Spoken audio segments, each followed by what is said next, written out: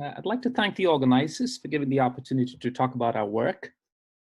And let me kick off.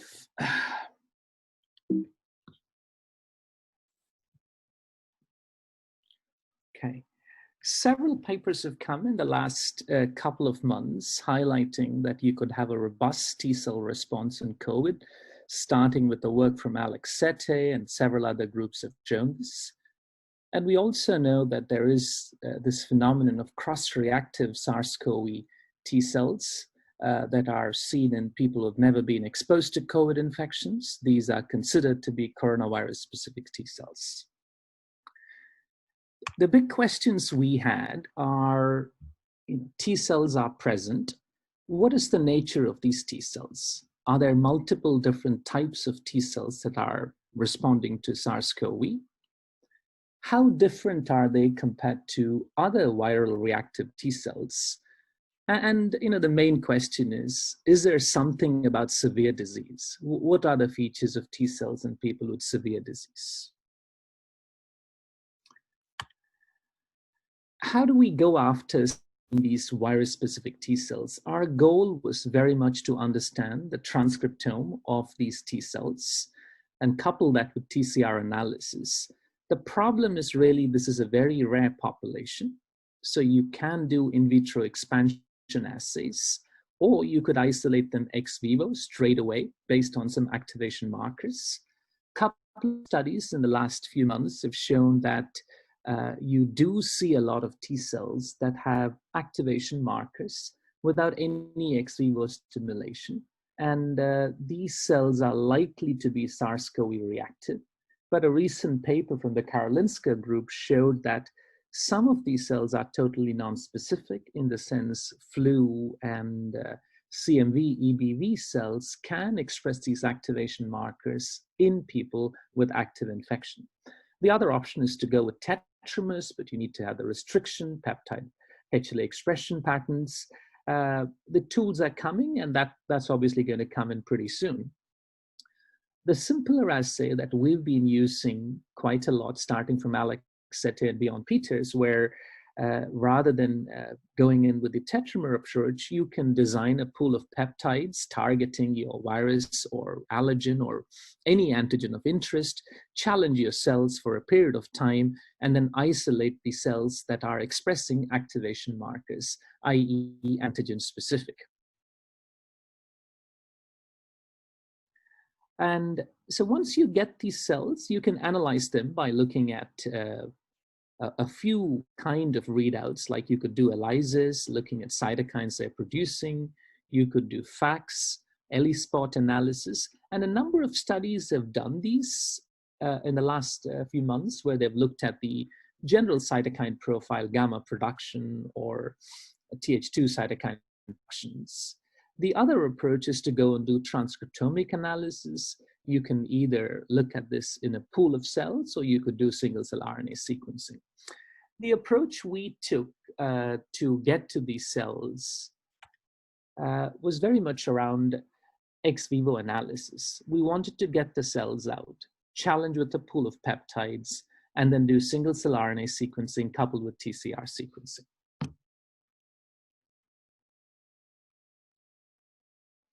And the assay we adapted, and we've been working on this assay for some years, is from the Backer group, where they've shown that you could challenge cells with peptides for 6 hours. And based on the expression of a couple of activation markers, CD4 T ligand or 4-1BB, you can isolate effector cells and regulatory cells. So we adapted this assay. There were several things we did to adapt this assay. And the beauty is all of this is surface markers, so you can sort these cells, live cells, for downstream analysis.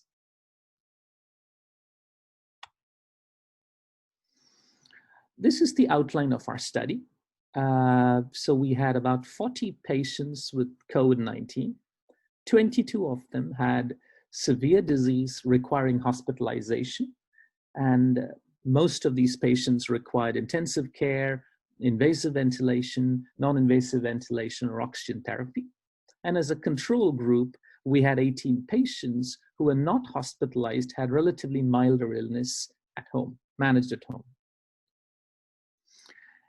The approach we took is, given the samples were precious, we wanted to try and capture as much as we can capture. So what we did, every sample went through a three-step process. The first step was PBMCs were thawed, and a fraction of these PBMCs went through the sorter, where we isolated cells expressing activation markers. I'll explain that in a bit more detail when I come to that slide. So these are cells without any ex vivo stimulation. These are cells expressing activation markers. Then we took the cells, stimulated them with peptides targeting SARS-CoV, spike and membrane protein, for a period of 6 hours. At the end of 6 hours, we isolated cells, magnetic-based enrichment for cells expressing CD154. This is the classic ART assay, where you would pull out memory cells expressing these markers. So we also felt that some of the cells may take a longer time to get activated, so we left the cultures for a longer period, and at 24 hours, we isolated cells expressing another activation marker, 4-1BB, and I'll come to that later in the talk. So initially, I'll talk mainly about the data we got from the 6-hour data set, which is 6 hours of ex vivo stimulation. So we isolated these cells. You can see we isolated several 100,000 cells, went on to do a 10x based sequencing. It's the 5' version where you get the information on the transcriptome and the T cell receptor sequences.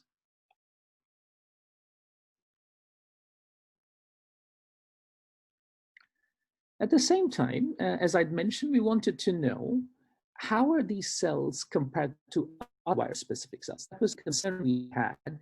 If all we had was data on SARS-CoV, how could we relate these populations to other virus-specific cells? So we picked up some blood from healthy donor samples. These were all pre-COVID from blood bank samples. We had these samples in our liquid nitrogen, and we pulled out PBMCs to stimulate them with a range of other virus-specific peptide pools. We challenged these cells, about 8 or 9 donors with flu-specific peptide pools, and another 5 donors, we stimulated them with metapneumovirus, parainfluenza virus, and also we put them through SARS-CoV peptide pool, primarily to identify the cross-reactive cells. So we had cells that were from patients with COVID, and we had healthy donors from whom we'd looked at other virus-specific cells. So how did we isolate these cells? We primarily looked at these memory cells. So after peptide challenge, standard gating strategy, but the main thing is to focus on the memory pool. Naive cells can also express these activation markers, so we focused on the memory cells, both central memory and effector memory cells. And you can see the expression of these activation markers, CD154, CD69. To be stringent, we used double positive, expressing both 154 and CD69. And this population highlighted here represents the antigen-specific or antigen-reactive population. You can see both hospitalized and non-hospitalized patients. We had similar number of cells. There wasn't a big difference in the number of cells that we isolated. Between patients, there was a huge heterogeneity. We were looking at, hundreds of cells in some patients and thousands of cells in other patients. And when you looked at these antigen-specific cells and the expression of activation markers, these are 3 activation markers, 4-1BB, HLA, DR, PD1. We looked at a couple more markers. What you can see is the cells that we pulled out as SARS-CoV reactive are expressing these antigen activation markers at higher levels. And what you see on the left is the cells from the same patients at time 0 without any peptide stimulation. You do see a small fraction of cells that are present expressing activation markers like 4-1BB, HLA, DR, higher levels, PD1. So it's difficult for us to know whether these are specific or non-specific. So we have some analysis to directly compare this with the 6-hour stimulated data sets. So I'm going to focus mainly on the transcriptome data. because the goal for us was to get after these different subsets that are present, are reacting to the virus spoof. This is a UMAP plot, about 150,000 single cells here. We pooled the data from all the different viruses. This is including the SARS-CoV, flu, and the other respiratory viruses. And you can see multiple distinct clusters. There were 13 different subsets that we could define based on molecular markers, which I'll talk through in some detail. So the plot on the right shows which viruses are having these different subsets. For example, SARS-CoV reactive cells are mainly seen in these clusters here. These 0, 7, and 5 is where you would have a lot of these SARS-CoV reactive cells, and you don't see this in other virus-specific cells. At the same time, you can see another subset here, cluster 6, which I'll explain in detail, which is mainly overrepresented in SARS-CoV. And that's highlighted in the stacked bar chart where you can see the red color is SARS-CoV reactive cells. These cells are overrepresented in these clusters 5, 6, 0, and 7. At the same time, you can see flu reactive cells are overrepresented in this cluster 1 and 10, which you don't see in other viral reactive cells. In terms of metapneumoviruses and parainfluenza virus, and this is the cross-reactive cells, you can see these blue cluster, cluster 8 is overrepresented, and I'll explain that in a minute. So let's start with this flu-specific cluster. In all the other viruses are from healthy people. So these people didn't have any acute infection, they were stable. So the dynamics in healthy people are obviously quite different from what you would see in the acute infection. We are doing these similar assays in the same patients in the very late convalescent phase, 90 to 100 days post-infection. And that will be a better time to compare with flu and other reactive cells. So cluster 1 and 10, this is the flu reactive cluster. I'm pointing it out here. This is a classical Th1 cluster, where you would see interferon gamma, IL-2, TNF, and a bunch of other cytokines produced at high levels in this population compared to the other clusters. And you can see in this plot here, this is again transcript-based information, gating on the interferon expressing cells, they're expressing TNF-alpha and IL-2. So these are the classical polyfunctional cells that have been described that are seen. And these are clearly seen in flu. We don't see that as much in the cross-reactive cells from healthy donors, nor in the parainfluenza and the metapneumoviruses. And we don't see that in the SARS-CoV. With the SARS-CoV or the COVID patients, again, the dynamics is an important issue, because most of the patients we've studied samples between 10 to 15 days to about 30 to 40 days. So it's probably too early to develop these polyfunctional cells, but that's what we find. So the other cluster that I pointed out, this light blue cluster here, and the olive cluster here, marked here, these are Th17 producing cells. And that was surprising for us. Very little information is out there on viral cells that produce Th17 cytokines. And you can see this very nice population of Th17 producing cells. We also see another population, which is population written here, number 8 and 2, which are expressing a lot of interferon response signatures. And these are mainly seen again in people who are totally healthy. So this is a population that's increasingly recognized, a population of T cells stably expressing interferon response signatures. Okay. So then for going on to the clusters that are primarily seen that are reactive to SARS-CoV from COVID-19 patients, focusing on the cluster at the top, this is 0, 5, and 7, you can see here. This is highly enriched for follicular signatures. The classical follicular signature genes are coming up here, and this is representing very much follicular cells. You don't see that in the other context. You see a little bit of that in flu, but you don't see this in other infections. And people have described that circulating follicular cells can be seen in the context of acute viral infections. The other cluster that's increased in patients with COVID, SARS-CoV, is this cluster 6 here, over here. And this is highly enriched for cytotoxic signatures. Bear in mind, CD4 cells are helper cells. The CD8 cells are the cytotoxic cells. Clearly, there's been a population of cytotoxic CD4 cells that have been described. And we see this cytotoxic cells coming up that are reacting to SARS-CoV. We also see another subset of SARS-CoV, the cluster 9 here. You do see it in other virus-reactive cells. So cytotoxic T cells are present in people at lower numbers, but we see a good expansion of this population in SARS-CoV. And you can see they express the classical markers relating to cytotoxicity. So that's the kind of breadth of T cell responses that you're seeing when you look at various virus-specific cells at a single cell level, from TFH to cytotoxic, Th17, polyfunctional cells. Next, moving on to the question that we were interested to answer most, which is, what's the difference between people who are very sick in hospital and people who are not that sick and stay at home with the SARS infection? So what this plot is showing is it's basically a clustering of cells based on proportions for cells in each and every cluster for a given donor. For example, cluster 0, what is the proportion of cells in cluster 0 in each and every donor is what's highlighted here.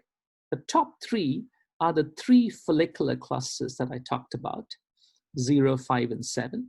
And then you have the CTL cluster over here. Male, female, and the color scaling here is people who are hospitalized and non-hospitalized. Th17 cells and interferon response cells. The larger clusters is what we're focusing on. What you see is 2 groups here. There's one group here where you see a predominant response in cluster 5 and cluster 6. Cluster 6 is the cytotoxic CTLs. Cluster 5 is a subset of follicular cells, which I'll come to in a second. Whereas the other group, you see a dominant response in another cluster of follicular cells, cluster 0. So what are these clusters? And this is just the statistics to show the difference between 2 groups, hospitalized and non-hospitalized. What you can see is the total number of TFH cells, which is all 3 clusters put together, wasn't different between hospitalized and non-hospitalized patients. Whereas cluster 5, over here, you can see a striking increase in people who are hospitalized with COVID. Cluster 0, it's the opposite pattern. Cluster 7, the other type of follicular cell, you don't see these patterns here. So what is cluster 5? What is cluster 0? So this is the advantage of single-cell RNA sequencing, which is once you get your clusters of interest, you can compare these clusters and ask, what are the molecular features of this cluster? So what we're doing here is single-cell differential gene expression between cluster 5 and cluster 0, which are these 2 follicular clusters. Genes on the right are increased in cluster 5. This is the cluster that's increased in people hospitalized with COVID-19. So the genes coming up are striking things with perforin, granzyme. There are other genes which I'll come to in a second. So perforin and granzyme are the classical cytotoxic molecules.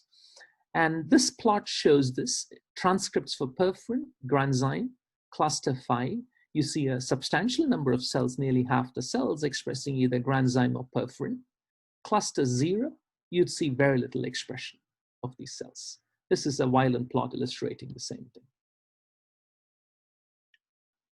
So what are these cytotoxic follicular helper cells? Shane's group has been leading the field in terms of follicular cells. These are cells that are important for B-cell responses and antibody responses. Last year, we had a very nice story from Shane's Crotty's lab, where they've shown that people with recurrent tonsillitis, when you examine the T cells that are present in the tonsil, you find a type of TFH cell called a cytotoxic TFH cell. And you can see the expression of granzyme B with other markers to say that these are germinal center TFH cells that are expressing granzyme B. they showed that these cells can kill B cells and potentially hurt germinal center responses. And more recently, another group from Alexander Dent's group in a mouse model, they've shown that follicular cells can acquire a cytotoxic phenotype. And once these cells acquire this phenotype, they have the ability to kill B cells and hurt germinal center responses. And this is a figure from their paper where by deleting a couple of transcription factors, they can induce the generation of these cytotoxic TFH cells. And these cells inhibit or basically kill B cells and reduce germinal center responses. So these were the only two reports on cytotoxic TFH cells. Very little is known about these cells in the circulation or in the context of acute viral infections. So we were... Sorry, I just wanted to tell you, you're at the 2-minute mark. Thank you. You mean 2 minutes to close? That's correct. Thank you. Okay, probably taken too much time, but that's okay. We'll focus on the main things. Okay.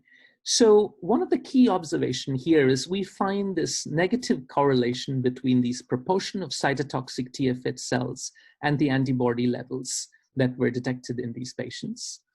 There is a potential confounding factor. When we look at the time of onset of illness, when we collected the blood, that was confounding these analyses where the proportion of cytotoxic cells were increased early on in the illness. And a recent paper that's come out also showed that people with severe COVID infection, there is complete a lack of germinal center responses. So we believe that these cytotoxic TFH responses that are happening early on in the immune response in hospitalized patients is likely to have an impact in curbing germinal center responses. So I'm going to just whiz through a couple of things. You've seen these plots before. The other population that we see in increased number is cytotoxic CD4 cells in some patients with severe disease. And these cells have been described, and it's difficult to know what their roles are, whether they are protective or pathogenic, but we see increased number in people with hospitalized disease.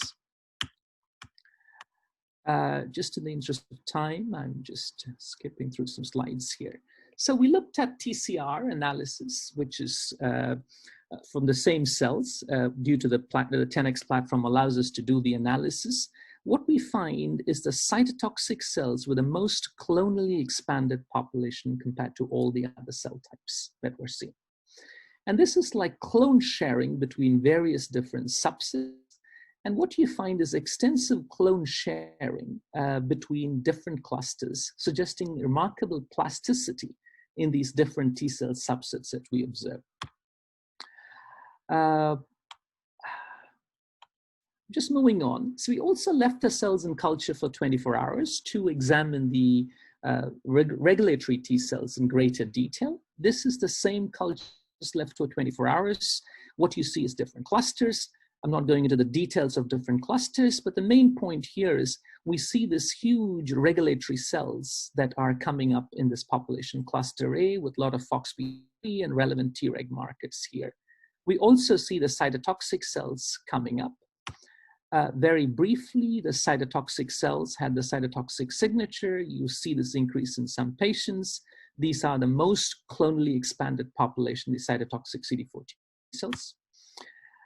Focusing on the regulatory T cells, FOXP3 expression, very high levels in this large cluster here. Compared to the other clusters, which we saw were increased in hospitalized patients, the regulatory cells were increased in non-hospitalized patients. In other words, the patients with milder disease, and you can see this clustering here. And what we find is a negative correlation between the regulatory cells and the cytotoxic T cell responses. So people mounting a larger cytotoxic, regulatory response are having much lesser CTL responses. So in summary, we find remarkable heterogeneity in the nature of T cell responses to different viruses. And even within SARS-CoV, we find substantial heterogeneity across patients and the different types of subsets we see. There is plasticity because of TCR sharing. We can say that you could have a Th1 cell sharing its TCR with the TF8 cell, and so on and so forth. And what we observe is this imbalance in cytotoxic and regulatory T cell response in hospitalized patients. The hospitalized patients are mounting a greater cytotoxic TFH and cytotoxic helper response, and a much lesser regulatory response compared to people with milder disease. With that, I'll thank the people who did the work. Benjamin Mekif, the person who did most of the experimental work. Sira and Vicente did the bioinformatic analysis. Serena helped with the entire patient recruitment sample collection. And Christian Ottensmeyer is my colleague who's been working with me in setting up this project. Greg Semois and Ferrat helped with the sequencing and the analysis. Alex's team helped with the peptide pool designs. And this work was funded by the NIH. We posted this on bioRxiv. This is going through the second revision in Cell, and we'll post the updated version pretty soon. Thank you. Great, thank you. This is very interesting work there you presented. So the first question is, what are the markers that characterize the cytotoxic T follicular helper cell phenotype? So basically,